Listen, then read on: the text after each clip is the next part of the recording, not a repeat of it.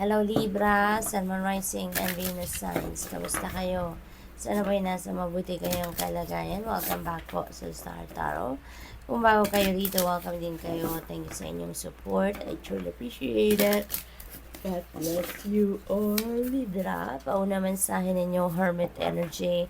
Ayan, so Libra, this is about healing, this is about solitude, inner work. Maaaring kailangan ninyo ngayon na magnilay-nilay, magmuni-muni. There is a need for you to um, put yourself in solitude para so that you can go deep within, makapagnilay-nilay at makapagmuni-muni kayo. Okay? You may also need to do some kind of pagkukonsulta siguro, no, sa inyong intuition dito, no, Libra, kaya kailangan ninyo na mag-solitude kayo so that you can tune in to your intuition, okay? What else? We have Page of Wands. This is good news, no, Libra, this is good news coming your way. Maaring ang iba sa inyo dito is receiving communication, no? Baka meron ditong email, tawag, baka meron ditong text messages, no, na parating PM or DM. So, depende sa inyong sitwasyon. Make sure that you are checking your, make sure that you are checking your communication lines, okay? Tignan ninyo yung inyong mga, kung saan kayo nakaka-receive ng mga messages.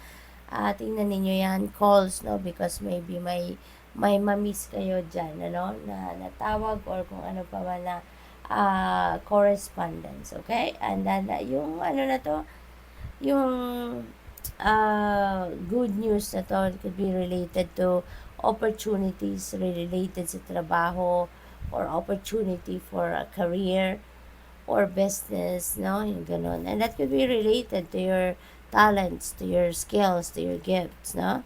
The moon energy, so may mga gabay talaga na pinapadala sa inyo ngayon, Libra. Maaaring you are praying for guidance, you're praying for confirmation, for clarity, no? Kaya binibigyan kayo dito ng guidance, no?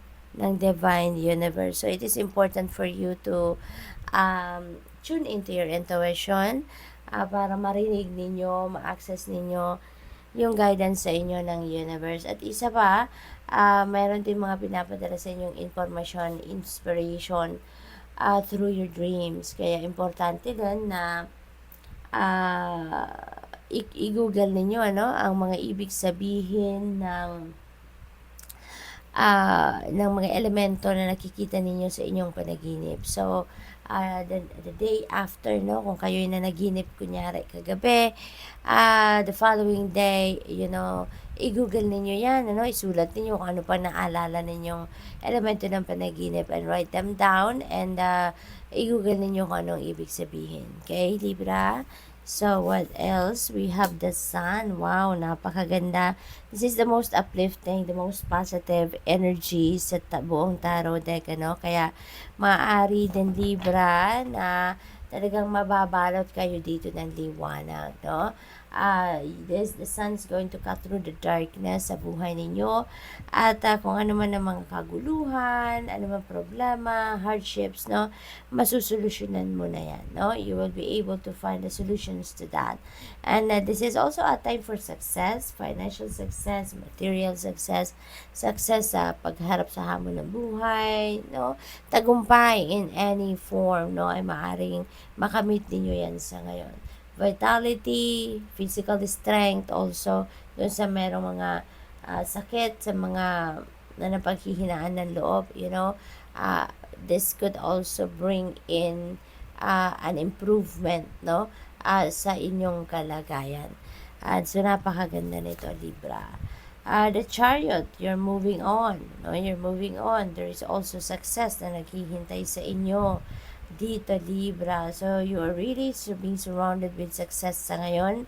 Kaya, this is exciting, no? There could be travel as well na gagawin kayo, Libra. So, good luck sa inyo at mag-iingat po kayo. We have the Queen of Swords. This is a time for decluttering, no?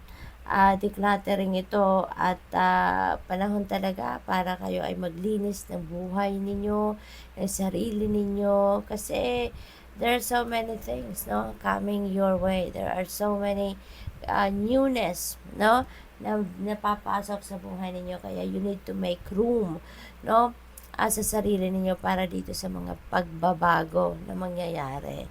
Okay? What else? We have Queen of Wands. Ayan. So, siguro, Libra, you're being surrounded with influential people, no?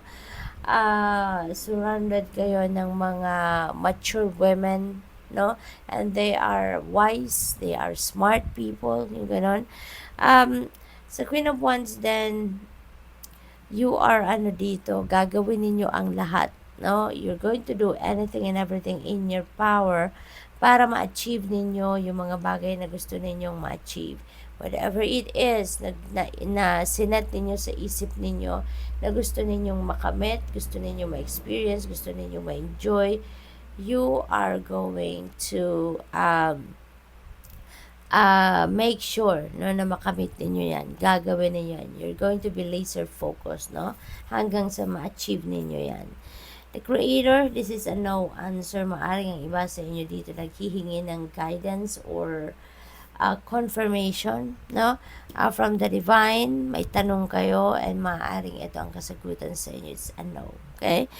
Possible din na kayo yung merong makakausap at baka may transaction kayo with someone and maybe you will be receiving a no answer, or baka kayo magsasabi ng no. So, good luck. Thank you for watching. Love and light. Namaste.